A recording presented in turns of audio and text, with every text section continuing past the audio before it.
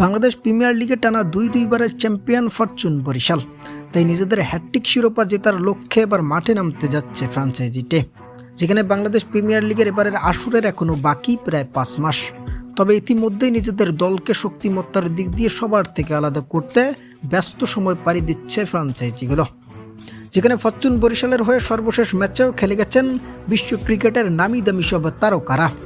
যেখানে Kyle Mayers থেকে মোহাম্মদ নবী কিংবা ডেভিড মালান থেকে জেমি নিশা সবাই খেলে গেছেন এই ফ্র্যাঞ্চাইজিটির হয়ে। তাই এবারের আসরটিতেও ব্যতিক্রম কিছু হচ্ছে না দলটির ক্ষেত্রে।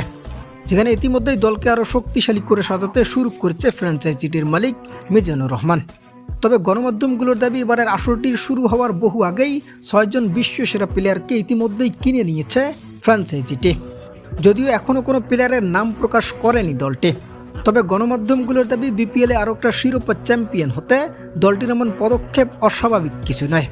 তবে ধারণা করা হচ্ছে বরিশালের সেই 6 প্লেয়ার হয়ে উঠবে প্রতিপক্ষের শিরোপা জয়ের সর্বোচ্চ বাধার কারণ।